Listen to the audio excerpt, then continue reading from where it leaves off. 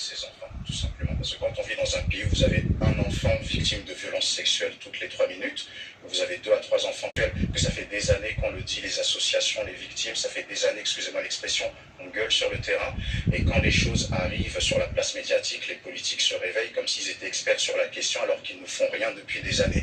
Donc effectivement, on travaille sur le terrain, et j'aime toujours répéter que lorsque l'on travaille auprès des jeunes, le premier sentiment que nous avons, hormis la passion que nous avons pour eux, c'est la frustration. La frustration de se dire que ce que l'on investit en eux, on n'est même pas sûr de voir le fruit demain.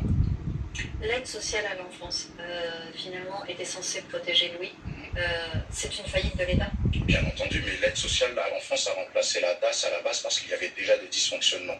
Et aujourd'hui, par exemple, l'éducateur ne peut pas l'empêcher de fuguer. C'est-à-dire que l'enfant, il peut avoir 11 ans, 12 ans, il part à 23 heures, il rentre à 4 heures du matin. L'éducateur a juste le droit de lui dire « tu n'as pas le droit de faire ça ». Et sinon, sur sa fiche, il va noter « un tel est parti à telle heure et est rentré à telle heure ».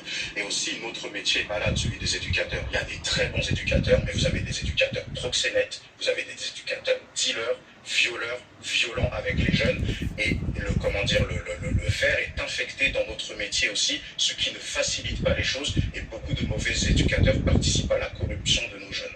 Alexis Cuvillier, chef adjoint du service politique, est avec nous sur ce plateau. Alexis, énormément de réactions politiques depuis plusieurs heures et depuis le lynchage à mort de ce jeune Louis. Oui, plusieurs réactions politiques, notamment hier celle de Marine Le Pen, des réactions qui viennent souvent du Rassemblement national, sans grande surprise sur ces sujets de sécurité. On sait que le parti est toujours très présent. Ce message sur Twitter dénonçait à sanctionner rapidement et efficacement les actes de délinquance. Le pouvoir soutenu par la gauche et l'extrême gauche a envoyé un message désastreux, celui de l'impunité.